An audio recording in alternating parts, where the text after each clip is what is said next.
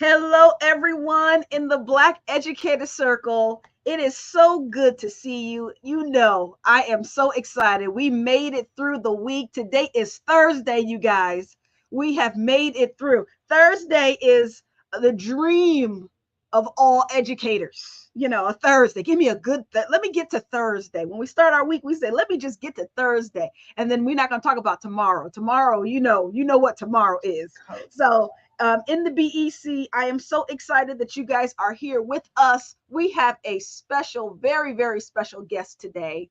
We are talking to Dr. Leena Bakshi McLean, and I'm telling you, woo, listen, this powerhouse is going to rock the night tonight. So if you know an educator, a Black or brown educator that should be in the circle to hear Dr. Leena, go ahead and invite them in. Now is the time to get in. I'm stalling right now because I want everyone in the room. We all got to get what Dr. Leena has for us this evening. So I'm going to stall. I'm going to give you time. Dr. Leena, why don't you say hi to everyone?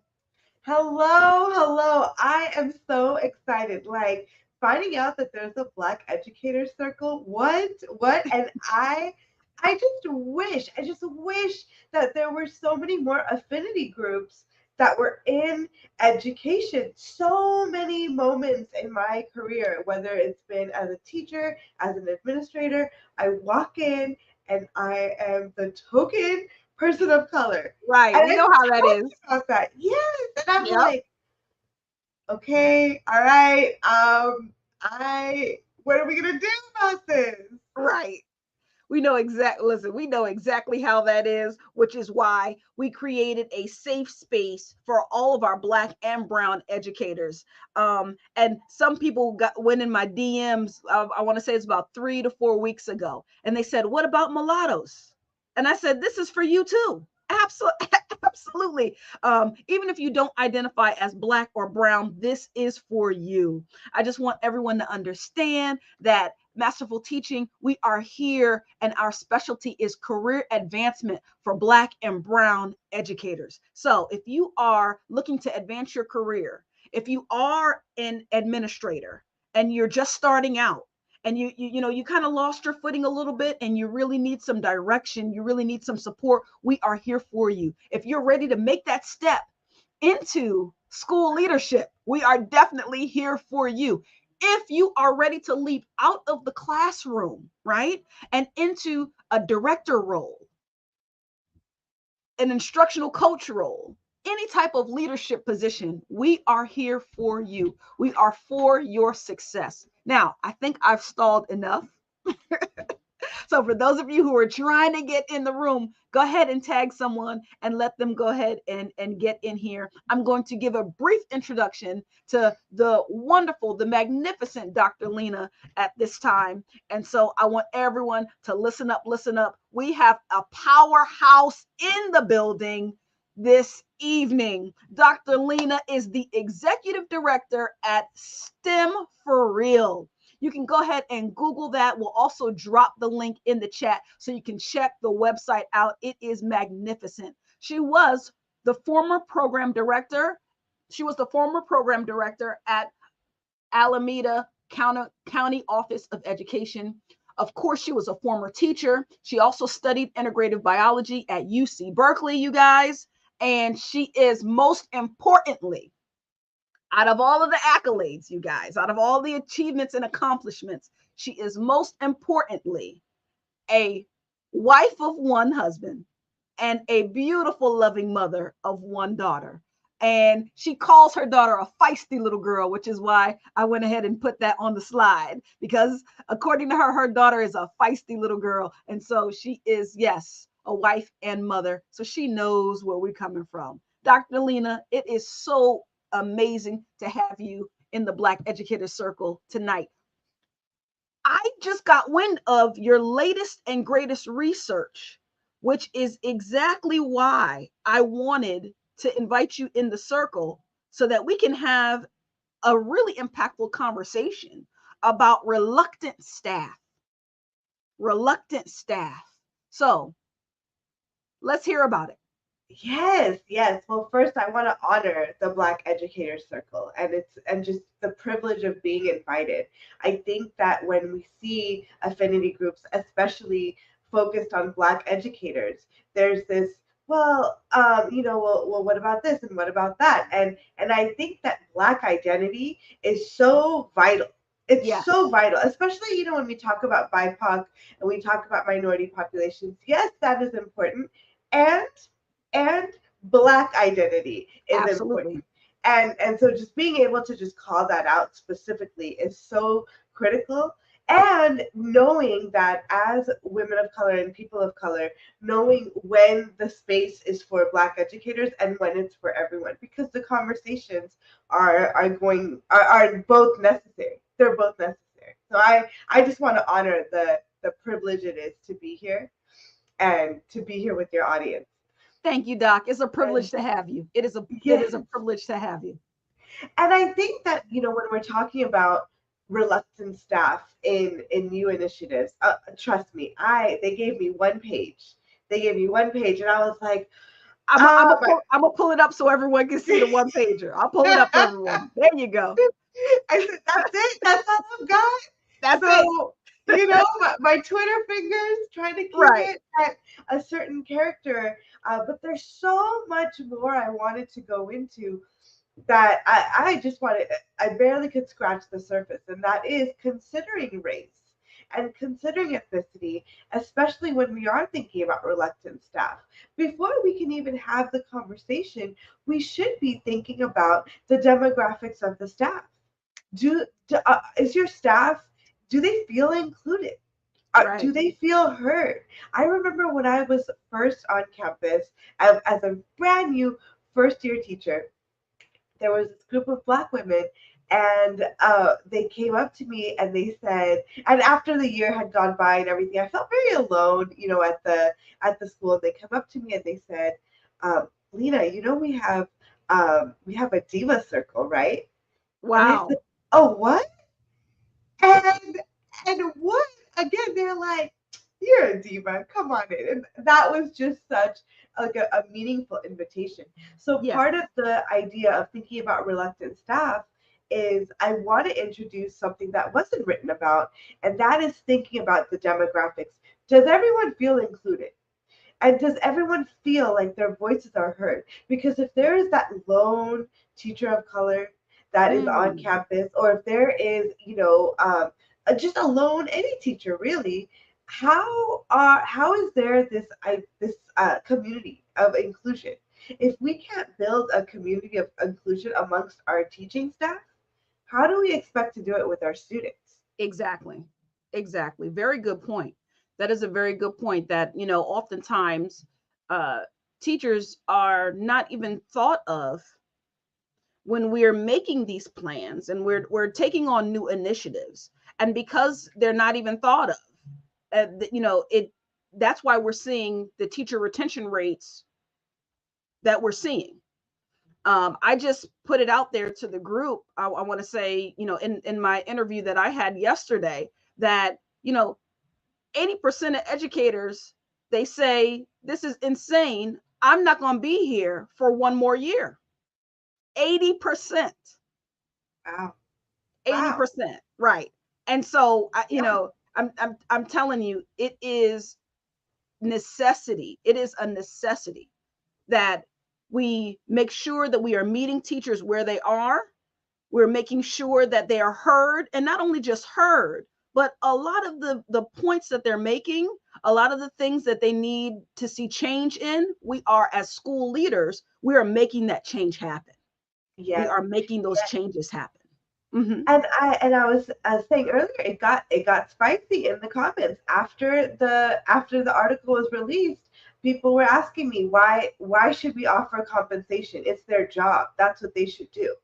And then of course I want to say, well, let's read the title. It's engaging reluctant staff members. So obviously Right. there's a reluctance in Right. your initiative. And so thinking about how to dismantle that reluctance. Of course, money talks. So we want to think about offering compensation. And I don't think I still stand by it, even if it's a new initiative that everyone is a part of. Yes, I think that as educators, we need to continue our professional learning and have it be consistent.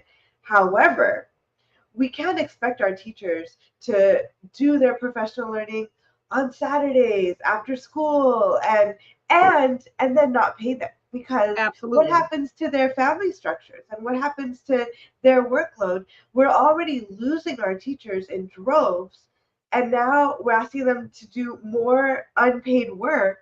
That's just the math isn't mathing. It's not making sense. We need to Absolutely. see how we can not just pay them fine. If you don't have funds, how can we reconfigure the school day? Or how can we get creative with professional learning units or something, so that there's that extrinsic factor to Right. motivate teachers, and there's an intrinsic factor of like, wow, I want to be here, I want to be in community, and I want to be a better educator. Yes, yes. Well, listen, you have no idea how many times I've heard when I was an administrator, from parents, teachers shouldn't get paid. Or, teachers, they don't, they have summers off, and that should be good enough. They should come in on Sundays. They should come in whenever you want them to come in, Dr. Pride, because they have off all summer. And you know how many parents I've had to correct? There's a huge myth out there. How many Yeah, parents I had to correct was just sickening to me. And I had to let them know, listen, what you don't understand is they're on a 10-month contract that is stretched out over 12 months. yeah, yeah, So right. And then, you should have seen the deer in headlights look come up on my parents. What? Yet, no, they're not on salary 12 months. It's 10 months that's stretched out over 12. So for me to insist that they come in over summer, for me to insist that they spend this extra time after school with your child, right? That's unheard of. And so I love yeah, that first paragraph, that first point that you made in your article, about offering compensation. I love that because money is not the end all be all. But what it does do is it sets the stage of, we know that this is above and beyond, and we are willing to compensate you for your time because we value that you're going above and beyond and you're giving of your personal time. So I absolutely love exactly. your first point. Very good. Exactly. And then going into buy-in. So I do want to talk about the other extreme. And that Absolutely. is and that is where you have sometimes you have union leaders, sometimes you have teacher groups that are like, I work from this time to this time. That's it. Don't talk to me. Right. And I get it. I get it. And Right. we Right. have to figure out some happy medium between the two. Like, what can we, Absolutely. how can we get to a place where, all right, I get it that you want to have boundaries. However, we have this overarching goal and overarching mission to implement a lesson study cycle, and we have to analyze student work, and we're not able to do it throughout the school day. However, we know that by analyzing student work, we can look at our student outcomes, and it will get us to better teaching strategies. We know and we see the whole cycle, and yet we have these very rigid systems that people are operating under, and we need to rethink those walls. Just rethink Absolutely. it a bit. Just like, all right, how can we make it work? Right, right, right. Listen, for those of you who are just tuning in, or if you don't know Dr. Leena is also known as a feather ruffler. Okay. She is known as a feather ruffler, which is why I was like, you would be perfect coming in and talking to us in the Black Educator Circle as a feather ruffler. So, my question to you, Dr. Leena, at this point is, we understand that, we can offer compensation, we can seek teacher and staff buy-in, we can encourage teachers to voice their opinions and their concerns. But at the end of the day, it's really about the environment and the climate and the culture that's coming from the school leader and the leadership team. And Yes. so because of that, my question to you is, as a feather ruffler, what would you say to not new school leaders, but veteran school leaders that really are going against the grain with this, and we're seeing a lot of teacher turnover, what would you say to them outside of shaking them that this is the way? What would you say to them in, a professional setting to kind of wake them up a little bit? Especially to our veteran leaders, I Right. want them to, I want them to ask themselves, what's their relationship like with their teachers? Do they feel like it's very antagonistic? Is it authoritarian? Is it, I'm the leader, you're the teacher? Or is it, hey, are we kind of a community organization where we all have fight and we all have support?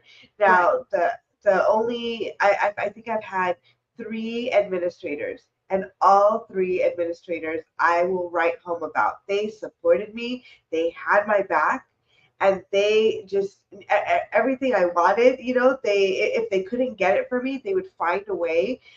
Getting That's amazing. supplies.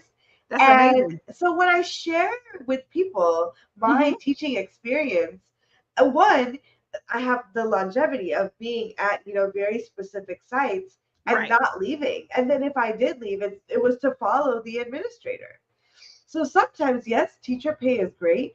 And if you have a supportive administrator, oh my gosh, the teachers will work for you. And then if they see you working for the teachers, it Right. goes both ways. It That's goes both true. ways of having that versus the teacher that's like, excuse me, I saw you in the parking lot, and the school day ends at 2:46. I saw you leave at 2:45. Here's your leave Right. document. Right. Right. Are you kidding me? Right. Versus like, however, with a supportive administrator, I was I was there past 2:47. I was there till 8 p.m., 8:30. Not because I'm like, oh, I gotta impress my administrator. I just felt like it just inspired me. I want to do this work, and I know That's I'm doing good. this for the school, and I'm doing this for the community. And it felt like there was that rapport that was That's there, good. and that's why I wanted to talk about the seeking teacher and seeking staff buy-in. I don't Makes think sense. anyone. I once had a teacher that said, "Well, what do you think? Have you been asked about what initiatives you want to start?" And she looked at me all crazy, like, "No one asks me, and What? why? You're the teacher. You're the boots on the ground directly to our students, to our babies. No Right. one's gotta ask you." Listen. Wow. Wow. Do you think we'll ever be able to completely shift, um or shift the school leadership, the mindset of the school leaders that we have now? Do you think it's going to take a new wave of school leaders to really begin to value educators the way they need to be valued? A lot of things that I read in, the main points that I read in your article, they all resonated with me to the point where I was like, I thought I was the only one feeling this way. I thought I was the only one thinking like this, especially as a chemist, right? When it comes to research and applying the latest and greatest research in education into our practice. Not all research is for everyone and will fit for every building, but we can take bits and pieces and apply it accordingly. It saddens me when I've got a bright-eyed, bushy-tailed new teacher that just came out of grad school, is excited about teaching, and they've got the latest and greatest pedagogy, and it's met with, that's not the way we do it here. Oh, and that's wild. That's wild to me. And I also want to honor the veteran teachers that have been doing the work and just have been around the block twice and three times. Like they know what's going on. And Absolutely. so sometimes it's like, well, oh, these veteran teachers, they're stuck in their ways and they're not changing. Okay, well, let's talk about that. Let's unpack that a little bit. What supports have you given our veteran teachers in Exactly. order to change? And two, let's say you have this expectation and they're not meeting it. How has that been communicated? Can you model what you're looking for? Can you show Mm, what you're looking for? Or are you going to bring in people that are just going to talk about it for an hour or two or eight and then send them back into their classrooms? And then on top of that, the veteran teacher works so hard to, transition and change and do all these right, new fancy initiatives, and then it changes again. right. Very true. I Very would sit true. back too. I'd say, okay, Very true. So there needs to be, and I was thinking about this today, there needs to be a pairing of the old and the new, yes, right? I was reading research. That's what I do in my pastime because I love reading. Um, on a model that a school adopted a few years back of pairing an old, not old, I don't want to say old, pairing a veteran educator with a new educator and saying to each educator, you guys are paired to learn from each other, not so much of a one-way mentorship, but a two-side, but a two-way collaboration. yes, And when the school did that and implemented that system, all teachers grew exponentially because newer teachers, newer, novice teachers were bringing to the table some of the latest and greatest things. And then, of course, veteran teachers were bringing to the table, well, that doesn't work here, or maybe this aspect or this part of that will work. And with that collaboration, the school, and of course, most importantly, the students grew like so much when it came to student achievement. Their numbers were off the chain. And I wish that we all could adopt a model similar to that, as we often see new teachers with 0 years of experience coming in, more than ever now.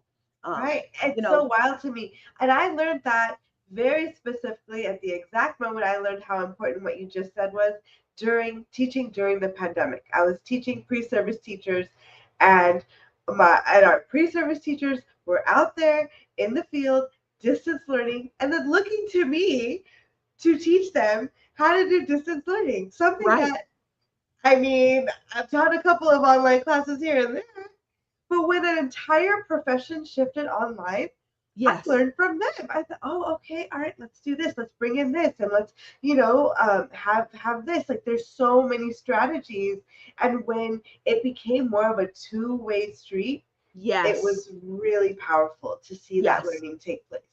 You had to, You got to. You because got to. I never taught in a pandemic before, so I didn't have experience. Exactly. Exactly. Okay. We always end every interview with a curveball question. Dr. Leena, are you ready for your curveball question? Yes, let's do it. Okay.